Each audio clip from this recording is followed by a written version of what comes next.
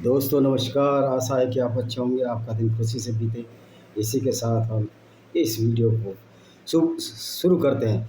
दोस्तों, जैसे कि पता है कि इस्लाम एक जहनी बीमारी है, एक मानसिक बीमारी है, और इस बीमारी का कोई इलाज जब तक नहीं है जब तक आप इस्लाम ना छोड़ दें। क्योंकि इस्लाम ही कहता है कि उसमें अकल का दखल नहीं है, ईमान में अकल का दखल नहीं है, यानी कि मूर्खता की बातें मानते रहो। और उस पैगंबर को, जो लुटेरा पैगंबर था, जो औरतें लूटता था और जो बाज़ारों में बेचता था, उसको अपना पैगंबर मानते रहो। आज पाकिस्तान का जो हाल है वो इस्लाम की वजह से और इस्लाम की वजह से ही।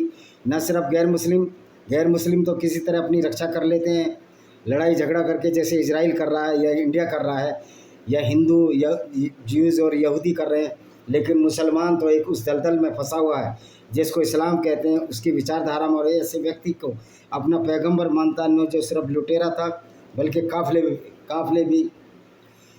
भी लूटता था, औरतों को भी लूटता था, बाज़ारों में बेचता था। तो जिहाद की 9वीं कड़ी में हम आज जो चर्चा करेंगे वो चर्चा इस बात की है कि मोहम्मद ने किस तरह जिहाद असर के नाम पर औरतों को लूटा, उनके साथ बलात्कार किया। इसमें हम सही मुस्लिम, जो कि इनकी ऑथेंटिकेट हदीस है, हदीस का मतलब होता है जिसमें डिस्क्रिप्शन होता है मोहम्मद के क्रियाकलापों का, उनको हदीस कहते हैं। हदीस का जो लिटरली मीनिंग है वो डिस्क्रिप्शन है अरबी में, हदीस का हिंदी में उसका विवरण, व्याख्या या विवरण होगा। तो आज शुरू करते हैं। पुस्तक संख्या 19 ही रहेगी। पुस्तक संख्या को हम बार बार नहीं बताएंगे क्योंकि बार बार वही चीज़ रिपीट होनी। हदीस संख्या ज़रूर बदलती रहेंगी, उसके बारे में हम बताएंगे। और एक निवेदन के साथ कि आप हमारे चैनल को सब्सक्राइब करें, बेल आइकन दबाएं, जिससे कि हम पूरे इस्लाम की पोल खोल कर दुनिया को बचाने का एक काम कर सकें, जो दयानंद सरस्वती ने किया था, जो बहुत बड़े बड़े हमारे महापुरुषों ने किया था। मास्टर राजपाल ने जो रंगीला रसूल लिखी थी, और आप इस्लाम का असली रूप आप देख ही रहे हो। तो आइए शुरू करते हैं हदीस नंबर 4401 से, क्योंकि 4400 तो हमारी कल हो गई थी।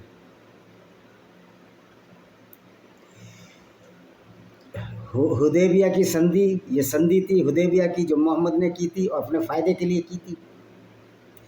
तो संख्या 4401, पुस्तक संख्या पहले ही बता चुका हूँ, 19, सही मुस्लिम की हदीस है ये। अल बरा बी अजीब के अधिकार से वर्णित है, यानी उसने बताया कि अबू तालिब ने, अबू तालिब जो मोहम्मद का दामाद था, हुदैबिया के दिन पवित्र पैगंबर बोलते हैं, मैं बोलता हूँ अपवित्र पैगंबर, उस पर लानत हो, और मुशरिकों के बीच संधि लिखी। उन्होंने लिखा वही है जो अल्लाह के रसूल मोहम्मद ने तय किया है। उन्होंने गैर मुस्लिमों से, काफिरों से कहा अल्लाह के लिए रसूल शब्द ना लिखें। मुशरिकों ने कहा कि अल्लाह के रसूल शब्द ना लिखें। अगर हमें पता होता कि आप अल्लाह के रसूल हैं तो हम आपके खिलाफ नहीं लड़ते। पैगंबर, उस पर लानत हो, ने अली से कहा इन शब्दों को काट दे, यानी कि खुद साबित किया कि मैं अल्लाह का रसूल नहीं हूँ। उन्होंने अली से कहा उन्होंने अली ने कहा मैं काटने वाला नहीं हूँ, इसलिए पैगंबर, उस पर लानत हो, उन्हें अपने हाथों से काट दिया। तो कथावाचक यानी अल बराबी अजीब बताता है कि जिन शर्तों पर दोनों पक्ष सहमत हुए उनमें यह शामिल था कि मुसलमान अगले साल मक्का में प्रवेश करेंगे, वहाँ 3 दिन रहेंगे, और वे अपने म्यान या तकिए के अलावा हथियार लेकर प्रवेश नहीं करेंगे। तो मोहम्मद ने खुद ही बताया कि मैं रसूल नहीं हूँ। तो यहाँ झूठ का खुलासा होता है कि इसलिए हम कहते हैं कि मोहम्मद एक झूठा नबी था। 4402 नंबर हदीस क्या कहती है सही मुस्लिम की, पुस्तक 19 की। अबू इसाक से वर्णित है, उन्होंने बारस बिन अजीब को यह कहते सुना, जब अल्लाह के रसूल उस पर अशांति होने हुदैबिया के लोगों के साथ संधि स्थापित की तो अली ने उनके बीच समझौता तैयार किया। उन्होंने लिखा मोहम्मद अल्लाह के रसूल, इसके बाद वही, लेकिन उन्होंने कहा नहीं, अल्लाह के रसूल सब काट दो, और मोहम्मद ने वो सब काट दिए। अब पुस्तक संख्या 4403 बर्रा से वर्णित है कि जब पैगंबर उस पर अशांति हो को काबा जाने से रोका गया तो मक्का के लोगों ने इस शर्त पर उनके साथ शांति स्थापित की कि वह अगले वर्ष मक्का में प्रवेश करेगा और 3 दिन तक वहाँ रहेगा। वह तलवारों को म्यान में, हथियारों को उनके कवर में बंद करके इस शहर में प्रवेश करेगा। उनको पता है कि लूटपाट कर लेगा। वो भी डरते थे बेचारे, जबकि उसी कबीले के थे। मक्का के रहने वाला तो मोहम्मद था। हालांकि मोहम्मद के जन्म के समय मक्का नाम का कोई स्थान ही नहीं था। डेन गिब्सन की किताब में और उनकी खोजों ने साबित किया है कि पेट्रा शहर था जहाँ मोहम्मद का जन्म हुआ था, जो कि साउथ जॉर्डन में है। अच्छा जी, कब्र में बंद करके शहर में प्रवेश करेंगे। वे अपने साथ शहर के निवासियों में किसी को नहीं ले जाएंगे, नहीं वे अपने साथ लोगों के किसी को मक्का में रहने से रोकेंगे। उन्होंने अली से कहा, हमारे बीच तय की शर्तें लिख ले। अतः अली ने लिखा, अल्लाह के नाम से जो अत्यंत दयालु और दयावान है, यह वही है जो मोहम्मद अल्लाह के रसूल ने मक्का वासियों के साथ तय किया है। गैर मुस्लिमों ने कहा, यदि हम जानते कि आप अल्लाह के रसूल हैं। अली ने कहा, नहीं, अल्लाह की कसम, मैं उन्हें नहीं मारूंगा। अल्लाह के रसूल उस पर अशांति और लानत होने कहा, मुझे उसका स्थान चम्र पत्र यानी सीट पर दिखाओ, लिखाओ। इसलिए उन्होंने अली ने उनका ध्यान स्थान दिखाया और पवित्र पैगंबर ने उन्हें मार दिया। अली ने लिखा इबन, अच्छा वो शब्द हटा दिए, मार दिया मतलब शब्द हटा। अली इबन ने लिखा, इबन अब्दुल्ला, संधि की शर्तें के अनुसार अगले वर्ष ए पवित्र पैगंबर, मलिन पैगंबर, नजस पैगंबर, उस पर अशांति हो। 3 दिन तक वहाँ रहे। जब तीसरा दिन था तो उन्होंने अली से कहा, यह आपके साथी की शर्तों के अनुसार आखिरी दिन है, इसलिए उससे कहा वे चले जाएं। अली ने पैगंबर उस पर अशांति को सूचित किया। उन्होंने कहा हाँ, और शहर छोड़ दिया। इबन जनाब ने परंपरा के अपने संस्करण में उपयोग किया, हम अपने प्रति निष्ठा की शपथ लेंगे, बजाय हम उसका अनुसरण करेंगे। तो ये साबित हो गया कि मोहम्मद नबी नहीं था। खुद लिखा है उसने कि मैं रसूल नहीं हूँ अल्लाह का। संख्या 4404 हदीस क्या कहती है? अनस के हवाले से बताया गया है कि अनस एक साथी था मोहम्मद का। कुरैश के पैगंबर उस पर शांति हो के साथ शांति स्थापित की। उसमें सुहेल बिन अमर भी थे। पैगंबर उन पर शांति हो ने अली से कहा, अल्लाह के नाम पर जो सबसे दयालु और कृपालु हो लिखो। सुहेल ने कहा, बिस्मिल्लाह के लिए हम नहीं जानते कि बिस्मिल्लाह और रहमान रहीम का क्या मतलब है, यानी अल्लाह के नाम पर सबसे दयालु और कृपालु का क्या मतलब है, लेकिन जो हम समझते हैं उसे लिखो, यानी बिस्मिका अल्लाहुम्मा, तेरे नाम से हे अल्लाह। फिर पैगंबर उस पर लानत होने कहा, लिखो अल्लाह के रसूल मोहम्मद से। उन्होंने कहा, अगर हमें पता होता कि आप अल्लाह के रसूल हैं तो हम आपका अनुसरण करते, क्योंकि मक्का वाले जानते थे मोहम्मद झूठ बोलता था। मोहम्मद को मक्का से ही तो मदीना खदेड़ा गया था, इसलिए अपना नाम और अपने पिता का नाम लिखो, अल्लाह का रसूल मत लिखो, बोल दिया इसने। तो अपवित्र पैगंबर उस पर अशांति हो, लानत होने कहा, मोहम्मद बिन अब्दुल्ला लिखो, यानी अब्दुल्ला का बेटा मोहम्मद लिखो। उन्होंने पैगंबर सल्लल्लाहु अलैहि वसल्लम पर शर्त रखी, जो कोई मुसलमान उनके साथ शामिल हो जाए मक्का वाले उसे वापस नहीं करेंगे, और जो कोई उनके बीच से तुम्हारे के साथ शामिल हो जाए तो हम उसे तुमको वापस भेज देंगे। यानी कि जो मुसलमान यहूदी बनना चाहे हमारे साथ आए तो हम उसको रखेंगे, और जो हमारे यहाँ से जाना चाहे जाए, क्योंकि हम गंद को नहीं रखेंगे। एक गंद मोहम्मद को तो बाहर निकाल ही दिया था लुटेरे मोहम्मद को। साथियों ने कहा, अल्लाह के रसूल क्या हम ये लिखें? आपने कहा हाँ, जो हमसे दूर होकर उनके साथ शामिल हो जाए अल्लाह उसे दूर रखे, और जो उनसे दूर होकर हमारे साथ शामिल हो जाए वापस भेज दिया जाए, अल्लाह उसे राहत और बचने का रास्ता प्रदान करेगा। अल्लाह तो बर्बादी करता है मुसलमानों को, बेचारों को, झूठा अल्लाह। संख्या 4405 क्या कहती है? अबू बैल से वर्णित है, उन्होंने कहा, सैल बी हुनैफ सिफ़िन के दिन उठे, सिफ़िन एक खास त्यौहार के दिन, और कहा, ये लोग अपने आप को दोष दो अपने ज्ञान की कमी के लिए। हम हुबैदिया के दिन अल्लाह के रसूल उस पर लानत हुई, मेरी तरफ से बोल रहा हूँ, के साथ थे। अगर हम लड़ना उचित समझते तो लड़ सकते थे, यह तो अल्लाह के रसूल उस पर लानत हो और मुशरिकों के बीच समझौता था। उमर भी खत्ताब आए, अल्लाह के रसूल उन पर शांतियों के पास गए और कहा, अल्लाह के रसूल क्या हम सच के लिए नहीं लड़ रहे और वे झूठ के लिए? उन्होंने उत्तर दिया, निश्चित रूप से। उन्होंने पूछा, क्या हमारे पक्ष में मारे गए लोग जन्नत में नहीं हैं? यानी जन्नत का तसव्वुर, जन्नत की जो परिकल्पना थी मोहम्मद ने बेवकूफ़ बनाने की लोगों को दी थी।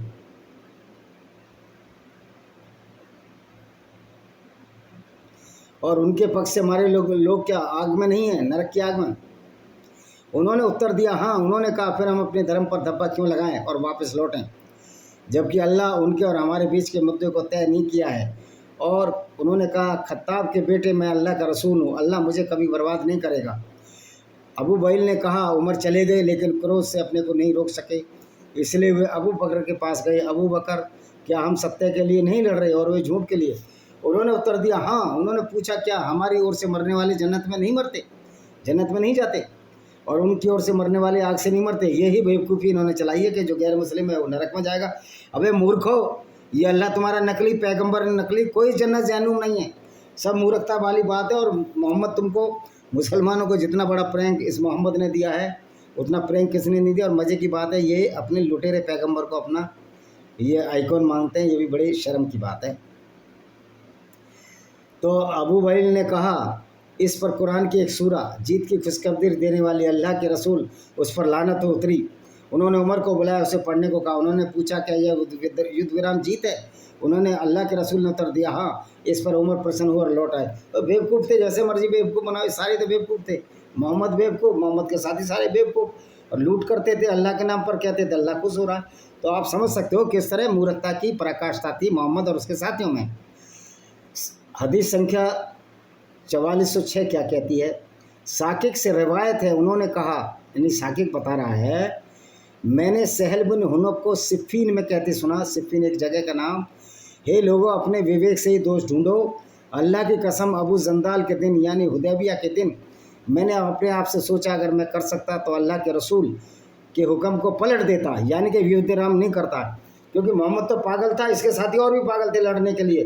क्योंकि काम वासना की पूर्ति के लिए लड़कियां लूटते थे, औरतों को लूटते थे और बाजारों बेचते थे पैसे कमाने के लिए। तो ये था इनका धंधा। अल्लाह की कसम, हमने किसी भी स्थिति में अपनी तलवार अपने कंधों पर नहीं लटकाई। कह रहा, हमने कभी अपनी तलवार म्यान में नहीं रखी। हम तो हमेशा खून की प्यासी तलवारें हैं। इस्लाम की तलवार खून की प्यासी, जैसा कि आपने पहलगाम में देखा। सिवाय इसके जब उन्होंने हमारे लिए द्वारा परिकल्पित लक्ष्य को प्राप्त करना आसान बना दिया। हमारे द्वारा परिकल्पित, खुद ही बोल रहा है कि कल्पित लक्ष्य है हमारा। लेकिन आपकी लड़ाई यह बात प्रतीत होती है, क्योंकि हथियार रख दिए थे मोहम्मद ने। मोहम्मद को पता था हार जाएंगे, अल्लाह भी नहीं बचा पाएगा, क्योंकि मोहम्मद बहुत सारे धोखे खा चुका था। उसको भी पता था कि ये कोई वो नहीं है, कोई अल्लाह वाला नहीं है। मोहम्मद भी जानता होगा, लेकिन अरबियों को मेरे मूर्ख बना रहा था, और उस समय के अरबी मूर्ख बन रहे थे। संख्या 44-7। इसी परंपरा को हमास के अधिकार पर प्रेक्षकों की एक अलग श्रृंखला के माध्यम से बुलाया गया। इस संस्करण में ये शब्द है इला अमरीन यू फजीना के बजाय इला अमरीन नारिफ्यू, मतलब अरबी में कुछ शब्दों का मतांतर कर दिया और अर्थ वही निकलता है और कुछ नहीं। हदीस संख्या 4406 साकिक से रिवायत है। अच्छा, ये तो हमने पढ़ ली। हदीस संख्या 4408 क्या कहती है? ये सही मुस्लिम पुस्तक 19 है। अबू वहील ने बताया, उन्होंने कहा, मैंने सहल बिन हुनैफ को सिफ़ीन में कहते सुना, अपने धर्म के बारे में अपने विचारों के खोखलेपन पर दोष लगाओ। मैंने अबू जंदाल के दिन अपने आप से सोचा, अगर मैं अल्लाह के रसूल के आदेश को ठुकरा सकता तो जरूर ठुकराता। स्थिति इतनी कठिन थी कि अगर हम इसे एक जगह सुधारते तो दूसरी जगह बिगड़ जाती, यानी लड़ाई हो जाती। इसलिए मोहम्मद ने लिख दिया कि मैं अल्लाह का रसूल नहीं हूँ, लिखो।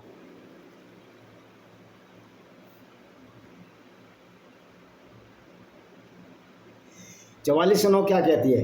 अनस बिन मलिक ने बताते हैं, डिस्क्रिप्ट करता है कि जब वे पवित्र पैगंबर साथी, मैं कहता हूँ मलिन पैगंबर नासस पैगंबर के साथी हुदैबिया से लौटते समय दुख और संकट से अभिभूत थे, जहाँ उन्होंने अपने बलिदान के जानवरों को ज़बह किया, यानी कत्ल किया था। यह है कत्ल इस्लाम का। मक्का जाने की अनुमति नहीं थी। कुरान की आयत इन्ने फतना लक्का फतन मोमीन, तो फौजन अजीमन उन पर उतरी। इस पर उन्होंने कहा, मुझ पर एक आयत उतरी और मुझे पूरी दुनिया में अधिक प्रिय है कि अभी लड़ो मत, हुदैबिया की संधि हुई है। अब हदीस संख्या 44 में भी वही है। 44-11 क्या कहती है? वाचा निभाना, यानी वचन निभाना। हुदैफा बिन यमन से वर्णित है। हम यमन का बेटा हुदैफा कहता है, उन्होंने कहा, इस घटना के अलावा और किसी चीज़ ने मुझे बद्र के युद्ध में उपस्थित होने से नहीं रोका। मैं अपने पिता हुसैल के साथ युद्ध में भाग लेने निकला था, लेकिन हम कुरैश के अविश्वासियों यानी गैर मुस्लिमों द्वारा पकड़े गए। उन्होंने कहा, क्या तुम मोहम्मद के पास जाने का इरादा रखते हो? हमने कहा, हम उनके पास जाने का इरादा नहीं रखते, लेकिन हम मदीना जाना चाहते हैं। इसलिए उन्होंने हम अल्लाह के नाम पर एक वचन दिया। हम मदीना वापस आए और मोहम्मद, उस पर लानत हो मेरी तरफ से नहीं लड़ेंगे। इसलिए हम अल्लाह के रसूल उस पर लानत हो के पास गए, उन्हें घटना सुनाई। उन्होंने कहा, तुम दोनों मदीना जाओ। हम उनके साथ गए, वचन को पूरा करेंगे और उसके खिलाफ अल्लाह की मदद करेंगे। मतलब अल्लाह इतना नकम्मा है, नाकारा है कि उसको भी मदद की ज़रूरत है, अल्लाह की मदद करेंगे ये। यानी यार ये पागलपन है ना। अजाब की लड़ाई, अहज़ाब की लड़ाई, सूरह अल-अहज़ाब 33 नंबर चैप्टर है कुरान का। और खंदक की लड़ाई। पृष्ठ संख्या 19, संख्या 44-12। इब्राहिम अल-तैमी ने अपने पिता के हवाले से रिवायत किया, उन्होंने कहा, हम हुजैफा के साथ बैठे हुए थे। एक आदमी ने कहा, यदि मैं अल्लाह के रसूल उन पर शांतियों के समय होता तो मैं उनके साथ लड़ता, उनके उद्देश्यों के लिए कड़ी मेहनत करता। हुज़ैफा ने कहा, तुम ऐसा कर सकते थे, लेकिन तुमने अपने उत्साह का दिखावा नहीं करना चाहिए। मैं अब जीव की लड़ाई की रात अल्लाह के रसूल उस पर लानत हो, ये मैं अपनी तरफ से बोलता हूँ, के साथ था और हम एक प्रचंड हवा और कड़ी ठंड की चपेट में थे।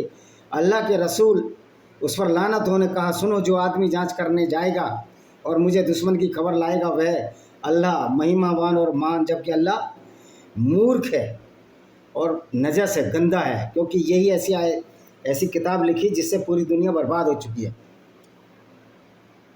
और मेरे दुश्मन की खबर लाएगा अल्लाह महान, मैं कहता हूँ अल्लाह नीच, के द्वारा न्याय के दिन मेरे साथ गिना जाएगा। फिर उसने कहा, हुज़ैफा उठो, मुझे दुश्मन की खबर लाओ। जब उसने मुझे नाम से पुकारा तो मेरे पास उठने के अलावा कोई विकल्प नहीं था। उसने कहा, जाओ और मुझे दुश्मन के बारे में जानकारी दो, यदि कुछ ऐसा मत करो जिससे वो मेरे खिलाफ भड़क जाएं। भाई तुम एक बात बताओ, अल्लाह के रसूल थे, अल्लाह तुम्हारा साथ था, फिर तुम्हारी पटती क्यों थी? कि तुम अल्लाह के रसूल ही नहीं थे, तुमने लोगों को चूतिया बना रहे थे, इससे सिवा क्या था? अगर मैंने उस पर गोली चलाई होती, गोली तो है ही नहीं, तलवार चलाई, तीर चलाया होता तो मैं उसे मार देता, यहाँ गोली बता दी। अबे गोली चलती थी उस ज़माने में मूर्खो, तो मैं उसे मार देता, लेकिन मैं वापस लौटा। मुझे गर्मी महसूस हुई, जैसे मैं गर्म स्नान में चल रहा था हमाम। अपने आप को उसके सामने पेश करते हुए मैंने दुश्मन के बारे में जानकारी दी। जब मैंने ऐसा किया तो मुझे ठंड लगने लगी, इसलिए अल्लाह के रसूल उस पर लानत हो मेरी तरफ से ने मुझे एक कंबल में लपेटा जो उनके पास अपनी आवश्यकता से अधिक था, जिससे वे अपनी नमाज पढ़ते समय खुद को ढकते थे। इस प्रकार मैं सोता रहा जब तक कि सुबह नहीं हो गई। जब सुबह हो गई तो उन्होंने कहा, उठो, गहरी नींद वालो। सो गया वो।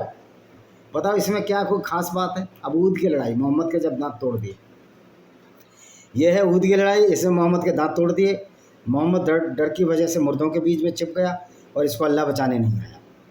अनस बी मलिक 44-13 हदीस है। अनस बी मलिक के अधिकार से वर्णित है कि जब दुश्मन ऊपरी हाथ में आ गया या ताकतवर हो गया, ऊद की लड़ाई के दिन अल्लाह के रसूल मेरी तरफ से उस पर लानत हो के पास अंसार के केवल 7 आदमी थे, यानी जो मदीना में पहले मुसलमान बने थे वो अंसार थे, और कुरैश के 2 आदमी बचे थे। जब 9 आदमी बचे, जब दुश्मन आपकी ओर बढ़ा, आपको दबा दिया, तो आपने कहा, जो कोई उन्हें हमसे दूर कर देगा वह स्वर्ग प्राप्त करेगा या स्वर्ग में मेरा साक्षी होगा। अब भैया डरता था ना ये, इसलिए तो अल्लाह फिर क्या कर रहा था? घंटियाँ बजा रहा था अल्लाह। अंसार का एक आदमी आगे आया और दुश्मन से लड़ा जब तक वह मारा नहीं गया। दुश्मन आगे बढ़ा, उसे फिर से दबा दिया और फिर ये सब दोहराए, जो कोई मुझे हमसे दूर करेगा वह स्वर्ग प्राप्त करेगा या स्वर्ग में मेरा साथी होगा। अंसार का एक आदमी और आगे आया, जब तक लड़ा मारा नहीं गया, और यह स्थिति जब तक जारी रही जब तक 7 अंसार मारे नहीं गए, और मोहम्मद का दांत भी टूटा उस लड़ाई में। तो ये है मोहम्मद का करकटर डरपोक का। हदीस संख्या 44-14 क्या कहती है? इसे अब्दुल अजीज़ बिन अबू हाजिम ने बताया है कि जिन्होंने अपने पिता अबू हाजिम से सीखा था। बाद में उन्होंने सहाल बिन साद से सुना, जिसमें अल्लाह के रसूल उस पर मेरी तरफ से लानत हो को उहद की लड़ाई के दिन लगी चोट के बारे में पूछा गया था। उन्होंने कहा, अल्लाह के रसूल उस पर लानत होगा, चेहरा घायल हो गया, उसके सामने के दांत टूट गए, उसका हेलमेट कुचल गया था। अल्लाह के रसूल उस पर शांति हो कि बेटी फातिमा उसके सिर से खून धो रही थी। अली बिन अबू तालिब एक ढाल से उस पर पानी डाल रहे थे। जब फातिमा ने देखा कि पानी डालने से खून बह रहा है तो उसने एक चटाई का टुकड़ा लिया और उसे जब तक जलाया जब तक राख नहीं हो गया। उसने राख को घाव पर लगाया और खून बहना बंद हो गया। यानी कि अल्लाह ने मदद ही नहीं की इसकी, मोहम्मद की, क्योंकि अल्लाह है ही नहीं तो मदद की तरह से करता। हदीस संख्या 44-15 क्या कहती है? अबू हाजिम ने सहल बिन साद से सुना, उसने अल्लाह के रसूल की चोट के बारे में पूछा। उन्होंने कहा, अल्लाह की कसम, मैं उस व्यक्ति को जानता हूँ जिसने अल्लाह के रसूल सल्लल्लाहु अलैहि वसल्लम के घाव को धोया, उस पर पानी डाला और घाव का इलाज किस चीज़ से किया। फिर सहल ने भी वही रिवायत बयान की जो अबद अल-अज़्ज़ ने बयान की है, सिवाय इसके कि उन्होंने ये सब जोड़े। उसका चेहरा घायल हो गया था और हुसीमत शब्द की जगह कुसरत, यानी वह टूट गया था, सब इस्तेमाल किया, मतलब उसका जबड़ा ही तोड़ दिया, दांत तोड़ दिए थे, तो दांत शहीद हो गया था उसका। मुसलमान कहते हैं दांत शहीद हो गया था। अरे दांत कोई शहीद होता है? बिना दिमाग के तो कोई अस्तित्व ही नहीं किसी चीज़ का। दांत में कोई दिमाग होता है? दिमाग हमारी पूरी बॉडी के लिए होता है। पुस्तक संख्या 19 संख्या 44-15 क्या कहती है? अबू हाजिम ने सहल बिन साद से सुना, उसने अल्लाह के रसूल की चोट के बारे में पूछा। उन्होंने कहा, अल्लाह की कसम मैं उस व्यक्ति को जानता हूँ जिसने अल्लाह के रसूल सल्लल्लाहु अलैहि वसल्लम के घाव को धोया।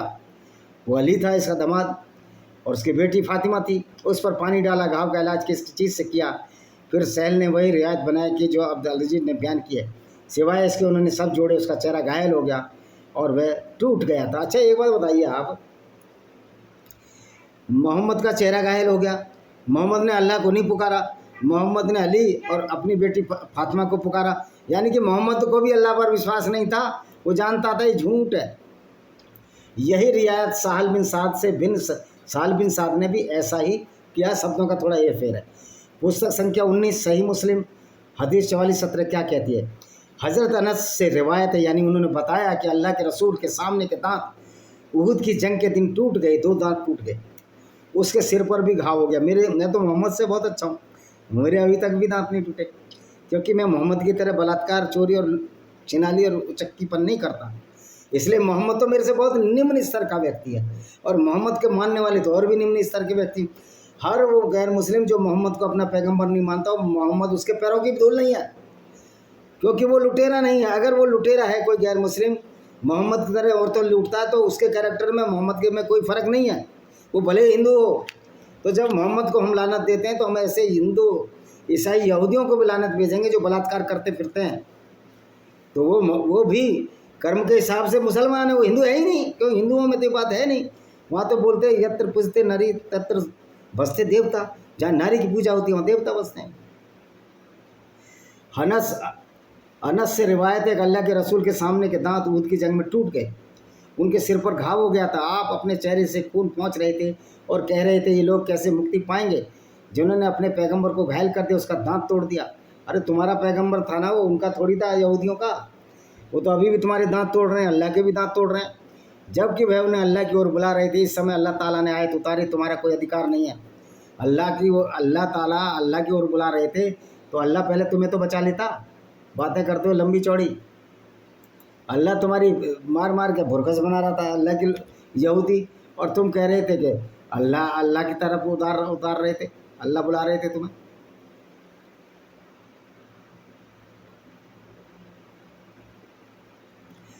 चवालीस 18 क्या कहती है? अब्दुल्ला से वर्णित है, उन्होंने कहा, मुझे ऐसा प्रतीत हुआ माना अल्लाह के रसूल सल्लल्लाहु अलैहि वसल्लम को नबी की एक कहानी बयान करते देखा, जिसे उसकी कौम ने पीटा था।